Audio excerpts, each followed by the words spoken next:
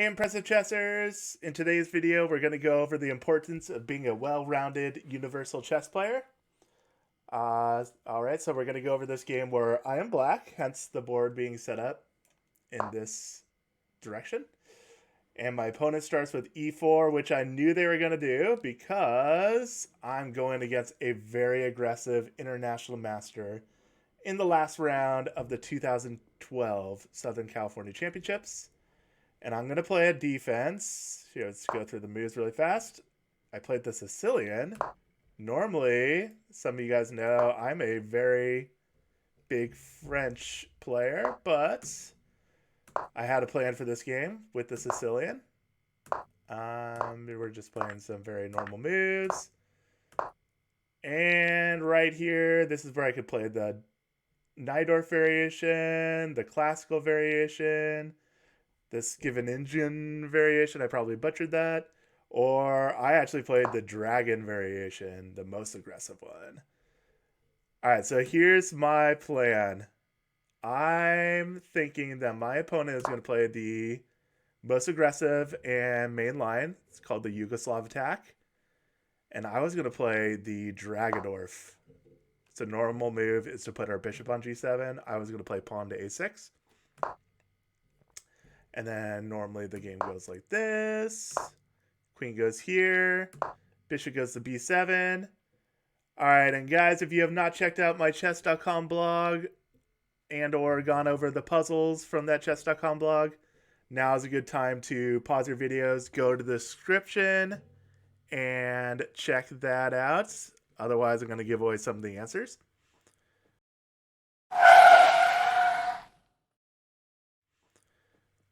All right, hopefully you've done that. And all right, so White's move here is not castling queenside and going for some attack. White's best move is to play a4 and say, hey, these pawns over here, those aren't strengths that are going to attack my king. Those are weaknesses that I'm going to exploit by playing this a4 move. And so what could happen after that? So we can do this. This pawn can come here. And okay, now these pawns are a little bit weak after this c3 move. And if black had taken the pawn, boom, white has a big advantage here. All right, so I was kind of gambling here by basically knowing my opponent, he would not want to go into a line like that because my opponent loves to attack and he's very good at attacking, as he has beaten me several times before this game happened. So I was like, okay, if I'm going to go down, I'm going to make him play positionally against me. I want to see if he can do that as well as attack. All right, but he surprised me anyways by playing bishop to e2. So none of that actually came up, although we're about to get a very similar, there we go, a6 and b5 structure again.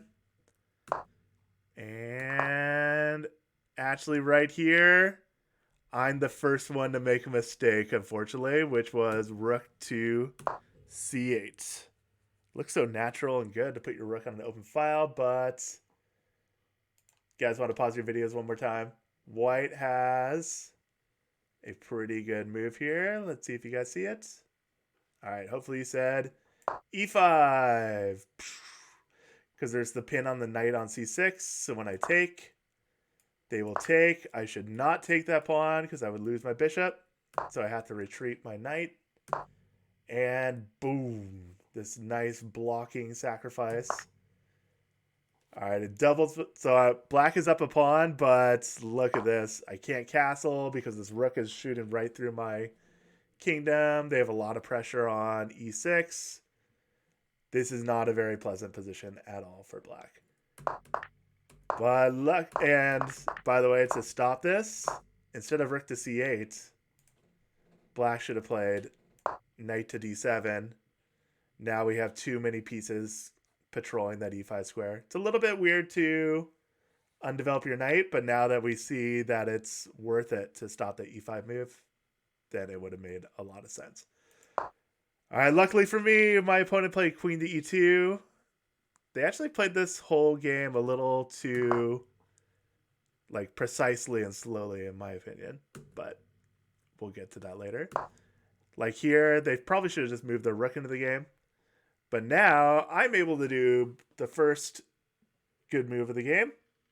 What would you guys play here? Pause your videos if you would like. I played pawn to e5, fixing this pawn on e4, which fixes that bishop right there on f3. That bishop is not very good after this e5 move. Now the downside is I have a backwards pawn on d6. See how it's on the open file and it's behind all the other pawns? But my reasoning was I get so much activity and this bishop is so bad that I'm willing to take a backwards pawn. All right, so they grab the open file right after my my backwards pawn. I go rook to e8 to maybe take their pawn on f4 and put a lot of pressure on e4.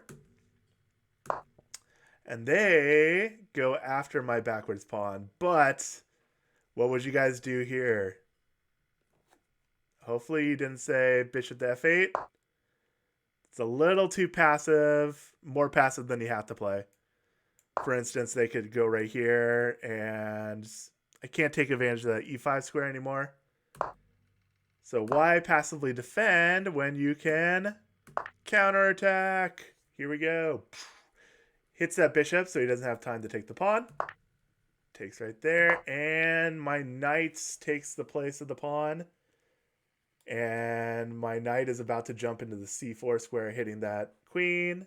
In fact, after their next move, bishop to g5. By the way, they did not take my pawn because I would have taken. They would take back, and boom.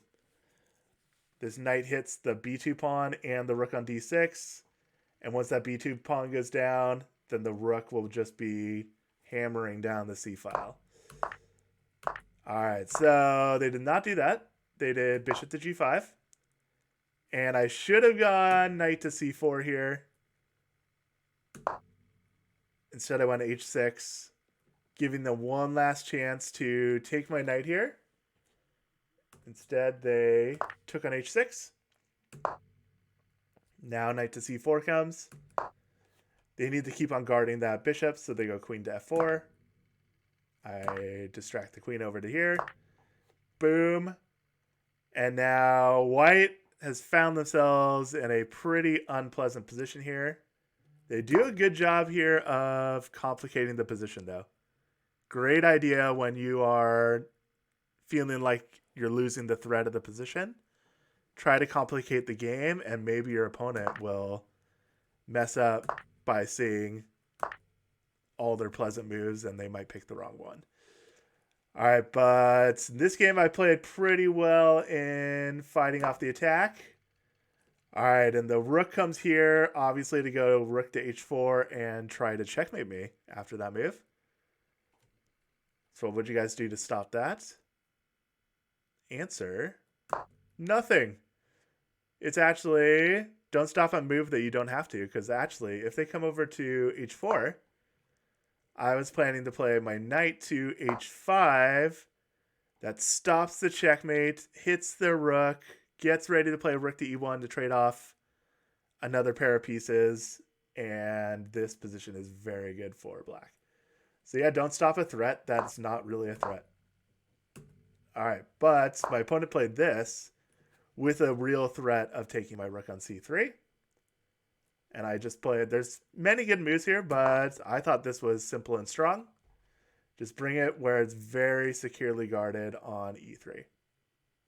And we have a triple, actually this is technically Alyekin's gun, with the queen on the back and the rooks being a triple battery on the open e-file.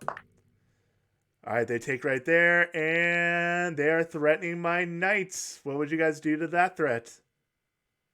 Hopefully you didn't say guard it or move the knights. And instead, we do an even stronger threat. So it's a fork, although they do have a way to get out of it, which they did. They checked right here.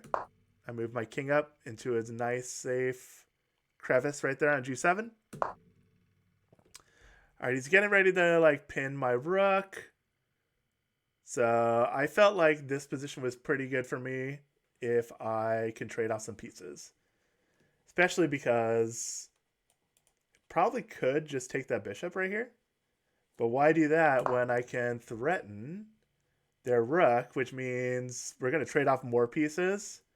And when you're up in points, you want to simplify to winify. All right, now I take out the bishop. They take me there. They have a real threat of taking my rook. So I come back and guard it. And they come here. They're starting to... I don't think they're actually doing anything, but there's a nice sequence to really get rid of their most powerful attacker. And in just a few moves, once I get rid of their most powerful attacker, they actually resign because there's just nothing to do anymore. So what's the sequence to get rid of their most powerful attacker? Hopefully you guys said queen e2 check. And then queen to e3 check. So they have nothing better to take my queen. And last move of the game is they are attacking my pawn on a6. Although I'm up a piece now, so I don't technically have to guard it. But I decided to go rook to a3. Guards the pawn, attacks their a2 pawn. And my opponent thought that this position was hopeless and threw in the towel. So hopefully this video and my chess.com blog have convinced you guys that you need to be good at positional chess, at endgames, at attacking chess. It all just depends on what the position on the board is dictating.